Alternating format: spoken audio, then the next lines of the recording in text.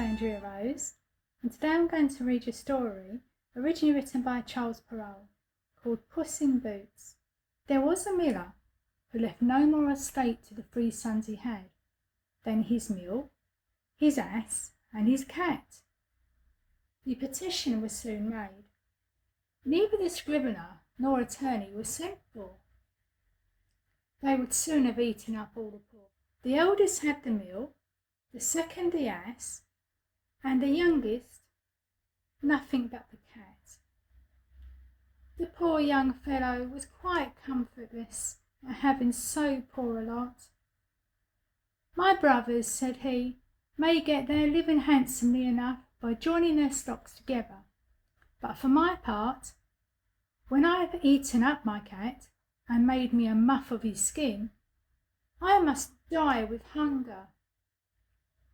The cat, who heard all this, but made as if he did not, said to him with a grave and serious air, "Do not thus afflict yourself, my good master.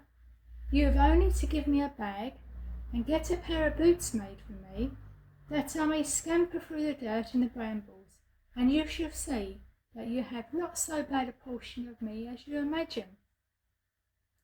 Though the cat's master did not build very much upon what he said, he had, however, often seen him play a great many cunning tricks to catch rats and mice, as when he used to hang by the heels or hide himself in a mill and make as if he were dead.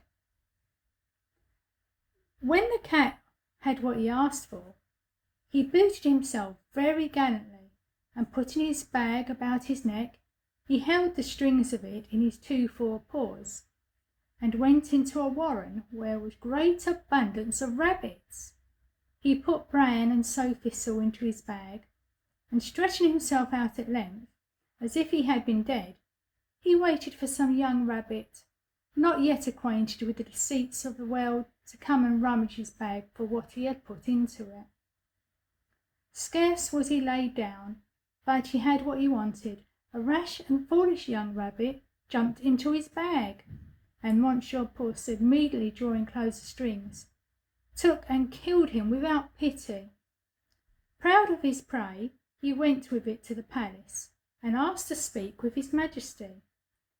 He had shooed upstairs into the king's apartment, and making a low reverence, said to him, "I have brought you, sir, a rabbit of the warren which my noble lord the Marquis of Carabas has commanded me to present to your majesty from him." "Tell thy master," said the king, "that I thank him, and that he does me a great deal of pleasure." Another time he went and hid himself among some standing corn, holding still his bag open, and when a brace of partridges ran into it, he drew the strings, and so caught them both. He went and made a present of these to the king, as he had done before the rabbit, which he took from the warren. The king in like manner received the partridges with great pleasure, and ordered him some money to drink. The cat continued for 2 to 3 months, thus to carry his majesty, from time to time, game of his master's taking. One day in particular, when he knew for certain that the king was to take the air along the riverside with his daughter, the most beautiful princess in the world, he said to his master, "If you will follow my advice, your fortune is made. You have nothing else to do but go and wash yourself in the river. In that part I shall shew you, and leave the rest to me." The Marquis of Carabas did what the cat advised him to, without knowing why or wherefore. While he was washing, the king passed by, and the cat began to cry out as loud as he could, "Help! Help! My lord Marquis of Carabas is drowning!" At this noise the king put his head out of his coach window, and finding it was the cat, who had so often brought him such good game, he commanded his guards to run immediately to the assistance of his lordship, the Marquis of Carabas. While they were drawing the poor Marquis out of the river, the cat came up to the coach, and told the king that while his master was washing, there came by some rogues who went off with his clothes Though he had cried out, "Thieves, thieves," several times as loud as he could, the cunning cat had hidden him under a great stone. The king immediately commanded the officers of his wardrobe to run and fetch one of his best suits for the Lord Marquis of Carabas. The king received him with great kindness, and as the fine clothes he had given him extremely set off his good mien, the king's daughter took a secret inclination to him, and the Marquis of Carabas had no sooner cast 2 or 3 respectful and somewhat tender glances, but she fell in love with him with no distraction. The king would needs have him come to his coach and take part of the airing. The cat, quite overjoyed to see his project begin to succeed, marched on before, and meeting with some countrymen who were mowing a meadow, he said to them, "Good people, you are mowing. If you do not tell the king that the meadow you mow belongs to my Lord Marquis of Carabas, you shall be chopped as small as mincemeat." The king did not fail asking of the mowers to whom the meadow they were mowing belonged. "To my Lord Marquis of Carabas," answered they all together, for the cat's threats had made them terribly afraid. "Truly a fine estate," said the king to the Marquis of Carabas. "You see, sir," said the Marquis, "this is a meadow which never fails to yield a plentiful harvest every year." The master cat, who still went in before, met with some reapers, and said to them, "Good people, you are reaping. If you do not tell the king that all this corn belongs to the Marquis of Carabas, you shall be chopped as small as mincemeat." The king, who passed by a moment after, would needs to know whom all that corn, which he then saw, did belong. "To my Lord Marquis of Carabas," replied the reapers, and the king again congratulated the Marquis. The master cat, who went always before, said the same words to all he met, and the king was astonished at the vast estates of my Lord Marquis of Carabas.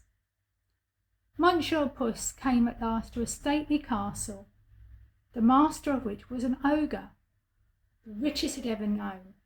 But all the lands which the king had then gone over belonged to this castle. The cat, who had taken care to inform himself who this ogre was and what he could do, asked to speak with him, saying he could not pass only his castle without having the honour of paying his respects to him. The ogre received him as civilly as an ogre could do, and made him sit down. "I have been assured," said the cat, "that you have the gift of being able to change yourself into all sorts of creatures. You have a mind to. You can, for example, transform yourself into a lion or elephant and the like." "This is true," answered the ogre very briskly, "and to convince you, you shall see me now become a lion." Puss was so sadly terrified at the sight of a lion so near him that he immediately got into the gutter, not without abundance of trouble and danger, because of his boots, which were ill suited for walking upon the tiles. A little while after, when Puss saw that the ogre had resumed his natural form, he came down and owned he had been very much frightened. "I have been moreover informed," said the cat, "but I know not how to believe it, that you have also the power to take on the shape of the smallest animals, for example, to change yourself into a rat or a mouse. But I must own to you, I take this to be impossible." "Impossible!" cried the ogre. "You shall see that presently," and at the same time changed into a mouse and began to run about the floor. Puss no sooner perceived this, but he fell upon him and ate him up. Meanwhile the king, who saw, as he passed, a fine castle of the ogres, had a mind to go into it. Puss, who heard the noise of his Majesty's coach running over the drawbridge, ran out and said to the king, "Your Majesty is welcome to this castle of my Lord Marquis of Carabas." "What? My Lord Marquis?" cried the king. "And does this castle also belong to you? There can be nothing finer than this court. and all the stately buildings which surround it. Let us go into it, if you please. The Marquis gave his hand to the Princess, and followed the King, who went up first. They passed into a spacious hall, where they found a magnificent collation, which the ogre had prepared for his friends, who were that very day to visit him, but dared not to enter knowing the King was there. His Majesty was perfectly charmed with the good qualities of my Lord Marquis of Carabas, as was his daughter, who was fallen violently in love with him, and seeing the vast estate he possessed, said to him, after having drank 5 or 6 glasses, "It will be owing to yourself only, my Lord Marquis, if you are not my son-in-law." The Marquis, making several low bows, accepted the honour which his Majesty conferred upon him, and forthwith, that very same day, married the Princess. Puss became a great lord, and never ran after mice any more, but only for his diversion. There is a moral to this story.